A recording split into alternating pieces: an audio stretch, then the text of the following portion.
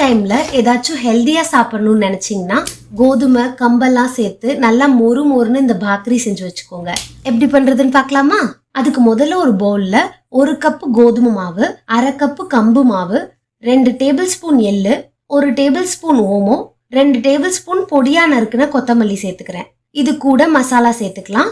1 teaspoon உப்பு, 1/2 teaspoon பெருங்காயத்தூள், 1/2 teaspoon மல்லித்தூள், 1/2 டீஸ்பூன் சீரகத்தூள், 1 டீஸ்பூன் மிளகாய்த்தூள், 1/2 டீஸ்பூன் மஞ்சள் தூள், 1/2 teaspoon garam masala, 1 teaspoon chaat masala, 1 teaspoon நாட்டு சர்க்கரை.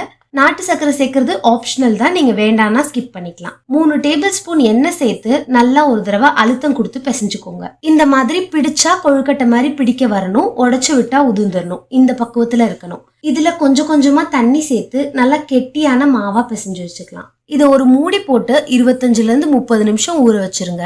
30 நிமிஷம் கழிச்சு குட்டி குட்டியா இந்த மாதிரி ஒரு பூரி பிரஸ்ல வச்சு அழுத்தி எடுத்துக்கிறேன்.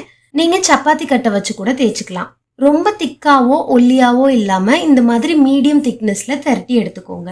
இதை ஒரு சூடான பேன்ல சேர்த்து 2 பக்கமும் 2 நிமிஷம் லோ ஃப்ளேம்ல குக் பண்ணுங்க.